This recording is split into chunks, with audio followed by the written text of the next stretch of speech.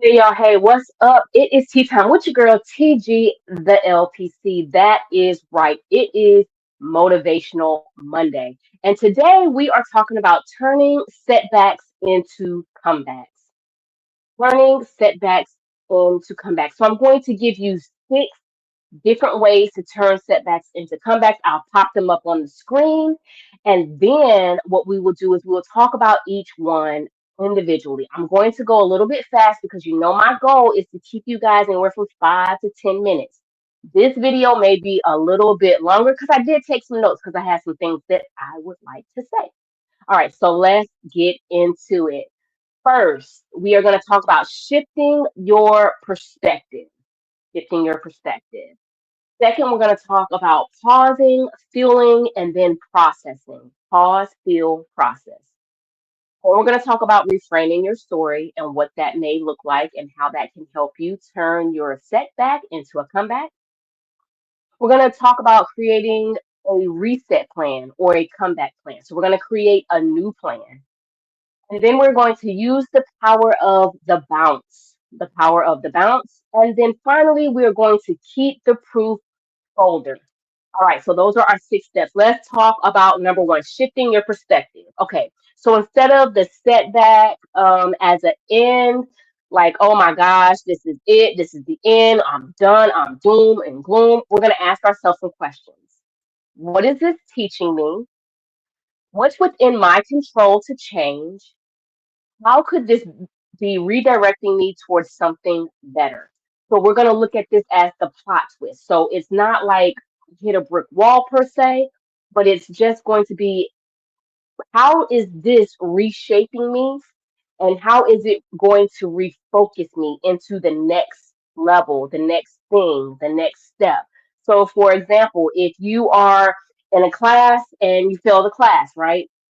We're not going to look at it as, oh, I'm a failure, and we'll talk about that later. But we're going to look at, okay, what did I learn about the class? What did I learn about myself? Is this the right path for me?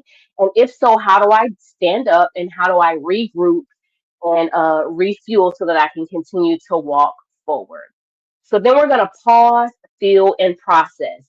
So the comeback isn't about ignoring our disappointments. It's not about ignoring the pain or the disappointment. We don't want to just push it away and act like it didn't happen. Rather, we want to pause, reflect on it, and then we want to feel through it and then process whatever our feelings are. So it's about moving through it. So we're going to give our space to acknowledge our feelings, whether it's frustration, grief, embarrassment, and then we're going to avoid shaming ourselves. So we're not going to place shame on ourselves. Basically, oh, I'm no good, I'm worthless, I'm unworthy. Some of the negative self-talk that we have, but rather we're going to ground ourselves so that we can prepare ourselves for the next move.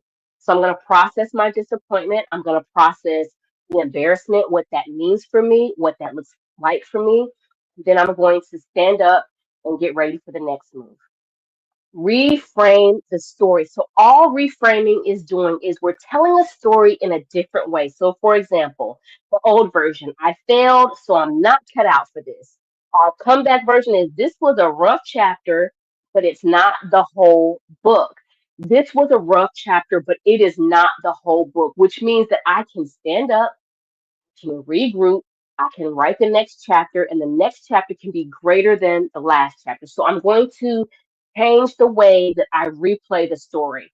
In counseling, we call this narrative therapy, where we go back and we rewrite our story. So where my story may have been negative and doom and gloom, I'm going to look for those positive things, and I'm going to look for the lessons. Okay. And now we're going to create a reset plan or our comeback plan. So this is us coming back into it's us shaping it into clear, doable steps, right? So if we don't have steps for our story, sometimes that's when we miss the mark. So we're going to make some steps. So we're going to identify the root cause of the setback. Why did I fail? Why did I fall? Was it lack of preparation? Was it the wrong strategy? Was it an external factor? Was something in my way? So on and so forth. So we're going to identify the root cause. We're going to make small wins our first goal to rebuild momentum. So we're not going to look at, so for example, we talked about selling a class. So we're not going to look at the degree right? As the goal, although that's the goal, but that may be 12 classes away. So that can be overwhelming. So we might look at the next class. So I'm going to excel and succeed and put my all into the next class. Then when I do that, I'll do the next class and the next class. That is how I got to my degree. I know y'all out there smart and all that good, great stuff, but your girl was struggling, right? School was not my thing, not because I'm stupid, but because of my processing and how I receive things and process things and then regurgitate things, and then also my motivation. I did not have a lot of motivation for it. So what I had to do, and I used to tell people all the time, I took it one class at a time or two classes at a time, whichever I was in at the time. But I wasn't like degree, degree, degree. I was like, I got to finish this class. I gotta finish this class. And then when I got in the class, I took it one assignment at a time. I wasn't thinking about the entire class. Okay, right now I have a paper. Right now I have a quiz. Right now I have a discussion board. And I did my entire degree that way. Yeah, that worked for me. Whatever works for you is what you're going to do for you. You know you better than I know you, right? So you're gonna look for small wins. And then we're going to seek support. Sometimes we have to talk to our mentors and our support system to say, hey, this is what happened. This is where I fell. I'm not really understanding what is going on. And so they can give you some insight. It could be a business coach, it could be a therapist, it could be an auntie, an uncle, a good friend, it could be a mentor, whomever, but find someone that can help you with your comeback. Okay. And now we're going to use the power of the bounce. Anybody ever drop a ball? A ball that bounces? And some balls don't do this. But you drop the ball and it bounces back. Let's say a basketball. It bounces back. It's going to be right back in your hands if you can catch it. Right? So we're going to use the power of the bounce. So when you've been knocked down, you can use that momentum to propel yourself forward. So use that bounce to get back up. Right? Because what we don't want to do, stay down. I always say I do not believe in failure. The only failure that I personally, this is philosophy of Tanya, the only failure that I believe in is if you refuse or choose to not get back up. I don't care if you fail a class, a test, a PRT, whatever. That's for my military folks. An advancement exam. I don't care what you fail. The only failure is if you do not get back up and try again. So we're going to lean into the lesson of being knocked down. We're going to take risks. Um, we might have avoided before, and then we're going to show up with wisdom and grit, so we can get back into the game, right? So, so we are not going to stay down. We was in church. I would say, turn to your neighbor and say, neighbor, we not gonna stay down. We're not gonna stay down. We're gonna constantly and continually get back. This is how we can turn setbacks into comebacks. And then finally, we're going to keep the proof. So the proof is in the pudding. That's what they say, right?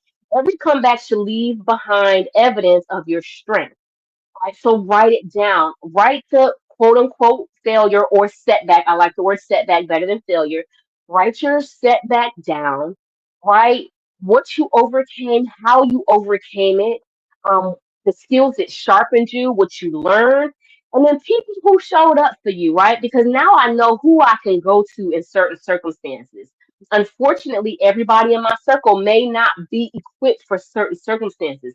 That is no knock on them, right? It just means that this person might be better for this particular thing, and that person might be better for that particular thing. So make a list, make a journal of the setback, make a journal of how it sharpens you, what you learned about yourself, and definitely the comeback. Because that is what you can use for future setbacks, but it's also what you can use to help other people to be able to become stronger, to be able to become wiser, and to encourage those in your circle. So, on this Motivational Monday, we are learning and we talked about how to turn a setback into a comeback. Hope that you guys have an amazing Monday. Help somebody else on their journey on today. TG out.